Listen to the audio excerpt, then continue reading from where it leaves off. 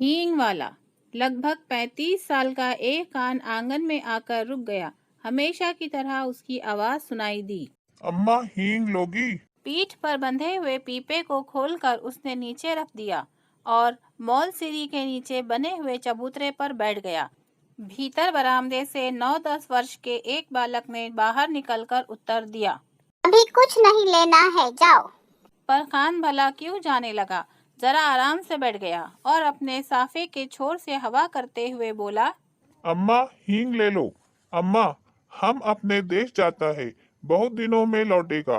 सावित्री रसोई घर से हाथ धोकर बाहर आई और बोली, हींग तो बहुत सी ले रखी है खान, अभी 15 दिन हुए, तुम ही से तो ली थी। हेरा हींग है माँ, हमको तुम्हारे हाथ की बोहनी लगती है।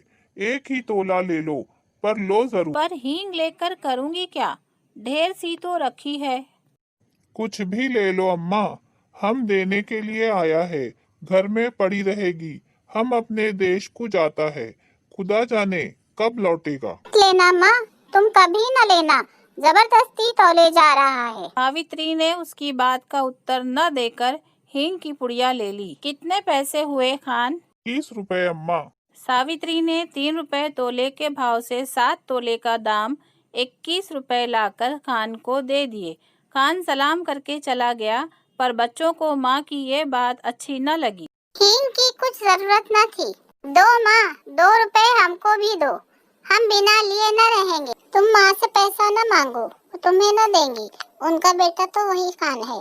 सावित्री को बच्चों की बातों पर हंसी आ रही थी। उसने अपनी हंसी दबाकर बनावटी क्रोध से कहा, चलो चलो, बड़ी बातें बनाने लग गए हो, खाना तैयार है, खाओ। कई महीने बीत गए, सावित्री की सब हींग खत्म हो गई। इस बीच होली आई। होली के अवसर पर शहर में खासी मारपीट हो गई थी। सावित्री कभी कभी सोचती, हींग वाला खान तो नहीं मार डाला गया। न जाने क्यों उस हींग वाले खान की याद उसे प्रायः आ जाया करती थी। एक दिन सवेरे सवेरे सावित्री उसी मौलसिरी के पेड़ के नीचे चबूतरे पर बैठी कुछ बुन रही थी। उसने सुना उसके पति किसी से कड़े स्वर में कह रहे हैं, क्या काम है? भीतर मत जाओ, यहाँ आओ। उत्तर मिला, हींग है, हेरा हींग। और कान तब तक आंगन में सावित्री के सामने पहुंच चुका था। कान को देखते ही सावित्री ने कहा, बहुत दिनों में आए कान, हींग तो कब की खत्म हो गई। अपने देश गया था अम्मा, परसों ही तो लौटा हूँ। यहाँ तो बहुत जोरों का दंगा हो गया है। सुना, समझ नहीं है लड़ने वालों में। कान, हमारे घर चले आए, तुम्हें डर नहीं लगा? ऐसी बात मत करो अम्मा, बेटे को भी क्या माँ से डर हुआ है जो मुझे होता। इस बार लोग दशहरा दूने उत्साह के साथ मनाने की तैयारी में थे। 4 बजे शाम को माँ काली का जुलूस निकलने वाला था। हम भी काली माँ का जुलूस देखने जाएंगे। सावित्री के पति शहर से बाहर गए थे। उसने बच्चों को न जाने कितने प्रलोभन दिए, पर बच्चे न माने। नौकर रामू भी जुलूस देखने को बहुत उत्सुक हो रहा था। उसने कहा, भेज दो ना माँ जी, मैं अभी दिखा कर लिए आता हूँ। लाचार होकर सावित्री को जुलूस देखने के लिए बच्चों को बाहर भेजना पड़ा। उसने बार बार रामू को ताकीद की कि दिन रहते ही वह बच्चों को लेकर लौट आए। बच्चों को भेजने के साथ ही सावित्री लौटने की प्रतीक्षा करने लगी। देखते ही देखते दिन ढल गया, अंधेरा भी बढ़ने लगा, पर बच्चे न लौटे। अब सावित्री को भीतर चैन था न बाहर। इतने में उसे कुछ आदमी सड़क पर भागते हुए जान पड़े। वह दौड़कर बाहर आई, पूछा, ऐसे भागे क्यों जा रहे हो? जुलूस तो निकल गया ना? एक आदमी बोला, दंगा हो गया जी, बड़ा भारी दंगा। सावित्री के हाथ पैर ठंडे पड़ गए। तभी कुछ लोग तेजी से आते हुए दिखे। सावित्री ने उन्हें भी रोका। उन्होंने भी कहा, दंगा हो गया है। सावित्री क्या करे? उन्हीं में से एक से कहा, भाई तुम मेरे बच्चों की खबर ला दो।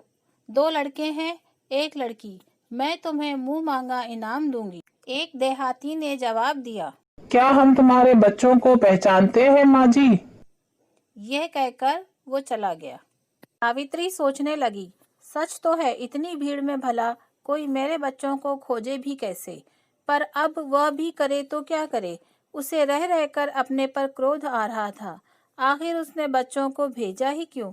वे तो बच्चे ठहरे, जिद तो करते ही, पर भेजना उसके हाथ की बात थी। सावित्री पागल सी हो गई, मानो उसके प्राण मुरझा गए। बच्चों की मंगल कामना के लिए उसने सभी देवी देवता मना डाले। शोरगुल बढ़कर शांत हो गया। रात के साथ साथ नीरवता बढ़ चली, पर उसके बच्चे लौटकर न आए। सावित्री हताश हो गई और फूट फूट कर रोने लगी। उसी समय उसे वही चिर परिचित स्वर सुनाई पड़ा। अम्मा, सावित्री दौड़कर बाहर आई। उसने देखा उसके तीनों बच्चे खान के साथ सकुशल लौट आए हैं। खान ने सावित्री को देखते ही कहा, वक्त अच्छा नहीं है अम्मा। बच्चों को ऐसी भीड़ भाड़ में बाहर न भेजा करो। बच्चे दौड़कर माँ से लिपट गए और उन्होंने एक साथ कहा, खान बहुत अच्छा है, खान बहुत अच्छा है, हमें बचाया। प्रस्तुत कहानी हींगवाला में लेखिका सुभद्रा कुमारी चौहान ने धर्म जाति के बंधनों से ऊपर उठकर सहज और सरल मन को महत्व प्रदान किया है। कोई भी धर्म गलत शिक्षा नहीं देता। गिने चुने लोगों के कारण ही समाज में अशांति फैलती है। यहाँ सर्वधर्म समभाव जताया गया है।